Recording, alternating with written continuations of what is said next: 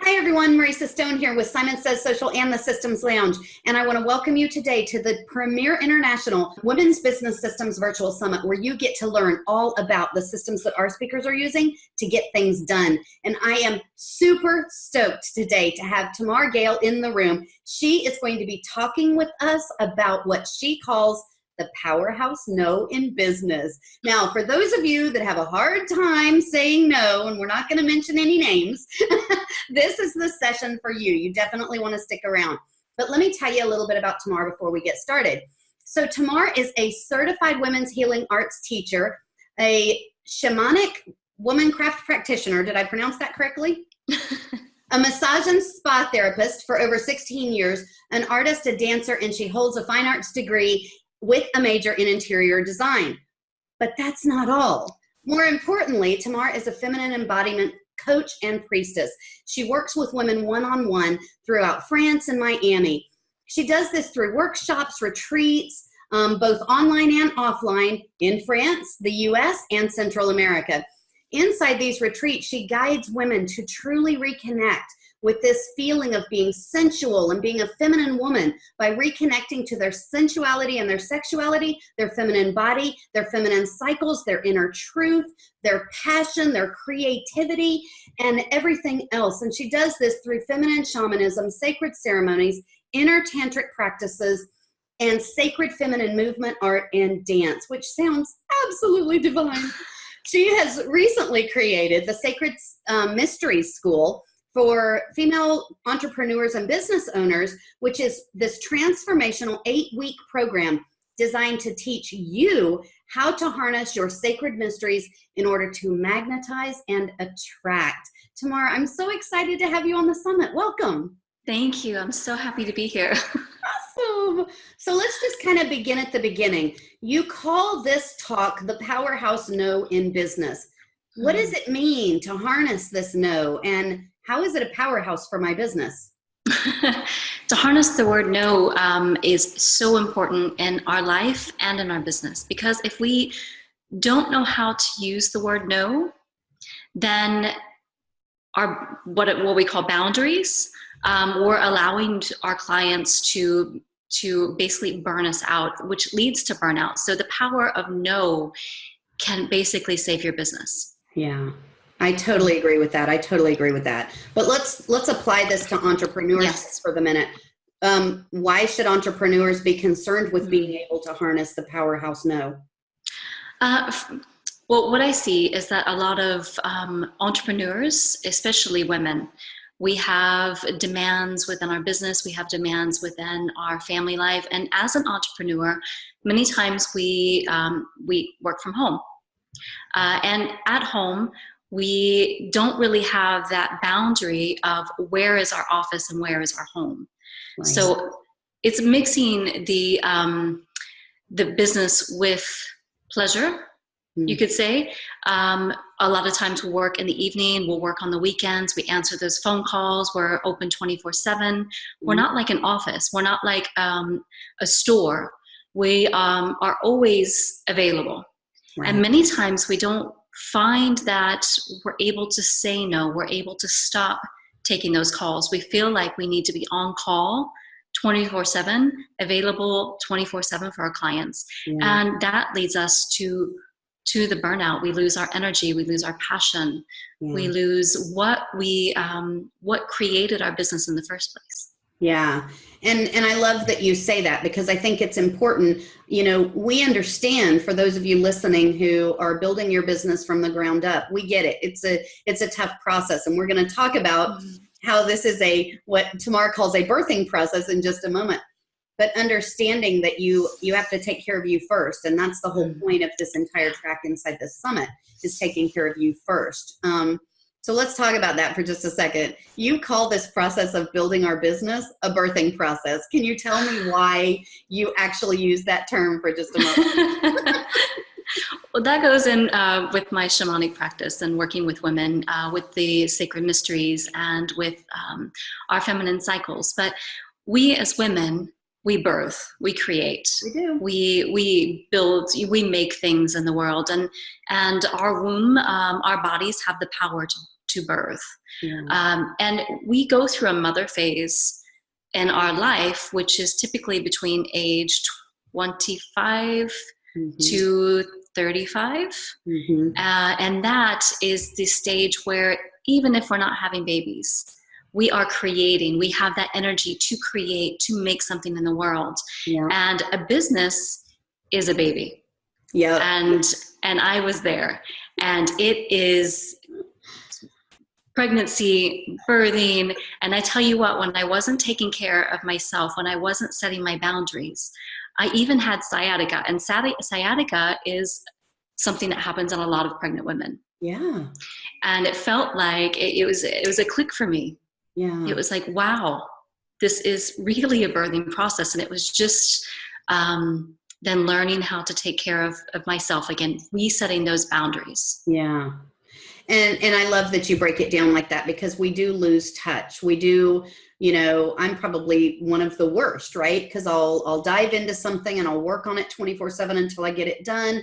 And then typically I'll crash, and it's that process where I'm not stopping to take care of me in all the chaos of building or birthing, as you call it. And I think that's a really important analogy that people understand, that you're in this for the long haul. You don't get, you're birthing this until that baby is born. Then 18 years after that, I'm just saying. So one of the things that you tell your clients is that oftentimes we start with all this excitement and momentum, and then we get into it and we tend to lose what was that beginning or that early passion about what we're trying to accomplish. Why in the world does this happen? What's going on? It's so sad when that happens. I mean, like to lose that energy and that passion of what started everything in the first place is, it's really heartbreaking. Yeah. And that is because we don't set those boundaries. Yeah. When we don't set those boundaries and we're not taking care of ourselves, when we're not taking those evenings or those weekends, or, even just a bath, and just taking care of yourself in that way. But when we don't have that word no, when we're not able to use the word no and say, you know what, I'm not available at this time. Wow. I'm available at this time from this time, and that is it. And when we're not able to do that in our business, it creates the burnout, it creates the exhaustion. And through the exhaustion, if you're pushing yourself, eventually you're depleted. Yeah. Yeah. And then there's nothing left to be excited about, because you're just exhausted. You're burnt. Yeah. And we were talking about the creative process, and the creative process, being creative, is also connected to our sexual energy. Our sexual energy is our creative energy. And when you're exhausted, do you really feel like you want to have sex? No. Okay. Yeah. So if you're not feeling that, then how is that creation, that energy of creating, of that passion for your business, it plays hand in hand. Yeah.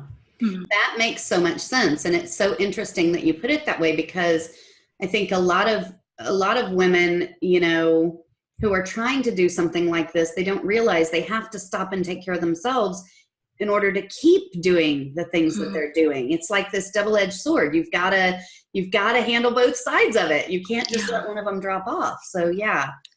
So you also talk with your clients about, losing passion and energy, and even this vision that once, propelled us forward. What are some things we can do to avoid losing our energy, to avoid losing our passion, to avoid losing this vision that propelled us into this to begin with? First, I feel like it's really important to allow yourself to set boundaries and to give yourself permission to really do that deeper work and identify where your boundaries are. And that is something that a lot of us have fear around. Or don't even understand that we are allowing someone to overstep our boundaries. Wow. The fear, the guilt, self-doubt that often creep up because we allow those boundaries to be crossed. those situations. And that could be with friends, business partners, with whoever. We feel like we have to say yes. Yeah. And that leads to feeling drained, feeling exhausted, feeling overextended. Yeah. And we need to allow ourselves to be able to set those boundaries, to identify where we're crossing our boundaries. And a good way to do that is by when something happens and you're feeling angry, you're feeling aggressive, you're feeling that that something's just not right, then there's probably a boundary there that you haven't noticed before.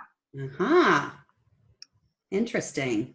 And so recognizing some of those things. I know the first year that I did the summit, I was just completely open for all the speakers. Whenever they needed me, I was there. And in this year's summit, I changed that, and I was very specific with the times that I would allow. I mean, yes, it's still a lot of work and it's a lot of interviews, but I was very specific about the times that I was open to jumping on here and doing interviews, because I had so many other things going on. And I think in that case, I was almost forced to create a boundary, because as you're going to hear in the next question, I'm probably one of the world's worst about being able to harness this powerhouse no. And so I think it was, as I was looking at my calendar, I was forced to stop and think, what days and times do I want to be working on this, Yes. And I had to input that information. And I think that was one of the hardest things for me, was to be able to say, no, I'm only going to do it during this time, or I'm only going to do it during that time, versus the way it had been done in the past. So sometimes it's simply a matter of taking the reins and trying something out and seeing what works. Yeah. And seeing what you can tolerate and accept, and what you can't. Right. And also listening to your body. Yes. Is really, really important. Paying attention to what your body is telling you. Yeah, totally agree with that for sure. Okay, so you mentioned harnessing this power of no in business. I'm the type of person that almost never says no. You tell your clients when they're like that, though, they're actually hurting themselves by not harnessing this power of no. What things are happening in me by, through this act of never saying no? That comes back to the feelings of exhaustion that you were feeling. Yeah. The feelings of exhaustion and being drained by allowing everyone the ability to reach you at 24/7. All hours. Yeah. Yeah. And so how were you feeling during that time? What was going on with your body? Were you stressed? Were you anxious? Right. What was going on in your life? Because that can also affect our personal life as well. And it did. Mm-hmm. I mean, there were times that, we would want to go out or whatever, visit family, and I wasn't able to because I had an interview. So it was like, okay, this is really encroaching in areas that I don't want it to encroach in. Yeah. Yeah. Yeah, that usually happens. It's very typical, and that's when you're giving so much attention to one thing. Right. And you're not balancing your energy. You're not able to, because you don't have that power of no. Right. You're not, you're not able to balance that. And I find that when we can harness that power of no, it gives us a lot of power in our business. Yeah. Which is why I call it a powerhouse. We're able to be that powerhouse because we're able to give more. We're able to continue. But it's by separating and balancing our time and knowing what works and what doesn't. So what are some baby steps to adopting no in my vocabulary? What are some of those things? I mean, because I can envision. One of the things that I love about my calendar now is that I can block off times that I'm interested in doing various things inside my business. And then I can block off times that I'm out of town or spending with family or whatever. And I think that was a big step for me to be able to put those rules and regulations down for the public to see. It wasn't just me saying, no, I'm unavailable. It was, these are the times I'm available. And by default, these are the times I'm not, And did you find that caused any problems with your clients? No, exactly. And it freed me up and relaxed me so much that I knew those were the scheduled times that I needed to be on. And the other times I could be doing other things or, dealing with family or whatever I needed to do. And I think it was almost a relief to be able to just put that down and get it out there to people. So are there other things that I can do to kind of help? I mean, that of course was a big step for me, but what are some smaller steps for people who are really addicted to the word yes? You know?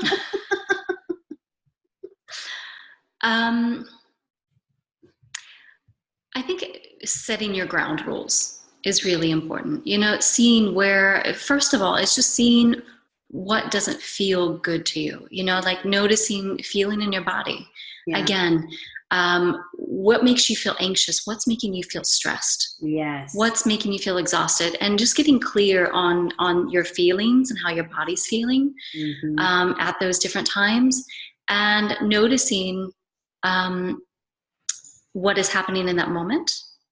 And then try just a little bit of a change, you know, just say no one time and see how that feels, you know, just take baby steps.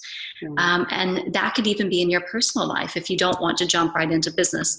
Although I think you'll feel much better if you can really harness this word and the power of no, like in just small ways. No, I am not available at that time like you did.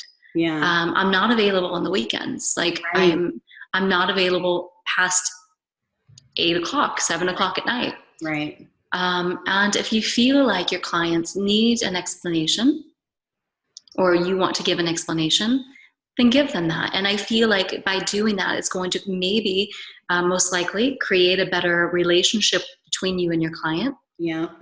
Because they're going to understand that you're this real person. That your family or your energy comes first, so you can give the best to them. And it's just in how you explain it. And I totally agree with that. I remember I was running a mastermind group, and they wanted to meet an hour earlier. And I agreed to it, but that wasn't really okay to me because the last child left the house 30 minutes prior to that scheduled meeting time, the new time. And that didn't work because I didn't have my time in between everybody getting out of the house to now going into work mode to be able to gather myself. You know, I'm the type of person that I have to kind of gather myself and put things together before I go into trainings or masterminds or whatever it is I'm offering. And so it was very interesting when I agreed to that, B, how it felt after I agreed to it, and then C, when I said, this is just not working. And I backed it back up to the time that I had originally scheduled. And then it was kind of that aha moment that I realized I really need to listen to my gut a little more often, because I knew that was the scheduled time for a reason. I just didn't, you know, I guess I didn't think through that was the scheduled time for a reason, you know, and in trying to please everybody, I was really doing everybody a disservice. And that's the point. And I think that is a very good point to bring up, is that is how not only do we hurt ourselves, but we hurt our clients. When we're not able to set our own boundaries, when we're not taking care of ourselves because of that exact thing, we're not able to give our best. Right. And I was showing up unprepared, and I would be a little frazzled, and that's not the way to approach, you know, especially a mastermind that is, you know, deep work. That's not the way to approach that. And so it was kind of a, you know, an eye-opening moment for me, for sure. So and I think that's a good lesson for this, you know, it's learning to take care of yourself, seeing what I think it's really what I was saying before, is seeing what your needs are, what makes you feel anxious, what doesn't, and managing that time. I agree. And it's really important for our health, for our business, as an entrepreneur. And also then that rolls out into our relationships with the people around us, not just in our business. Right. And I think that's a crucial component for sure. So I know, unfortunately, we're coming to the end of this interview, and I feel like we haven't been talking long enough. And I know we're going to be diving much, much deeper into this Powerhouse No in the next interview. But before I let you go, how can people reach out to you if they want to pick your brain a little more about how to implement No into their lives, access some of your resources, or perhaps even work with you or attend one of your retreats? How can they reach out to you? Yes, definitely. The links are posted below. Yep. So you are welcome to reach out to me anyway with any of the links there. Perfect. Thank you so much. Guys, definitely click on the links below and take advantage of some of the resources that Tamar is sharing with you today, because it is super important that you integrate No into your life so that you can set those boundaries that you need to set in order to truly serve your tribe while up-leveling your business. For those of you that are struggling with this and you really want to learn how to, harness this power of no, you definitely want to stick around and check out Tamar's advanced session. But in order to do that, you're going to have to upgrade to the All Access Pass. Now, there's also a button below that'll take you directly over to that page where you can snag that right now. And the reason you want to do that is because not only are you going to get lifetime access to all these live interviews that you're watching right now, but you're going to get every single one of those much deeper dives I do with every single one of our speakers. And I guarantee you, you do not want to miss that. Tamar, thank you so much for being here. I really, really appreciate it. And guys, we will see you inside the All Access Pass. Bye, everyone.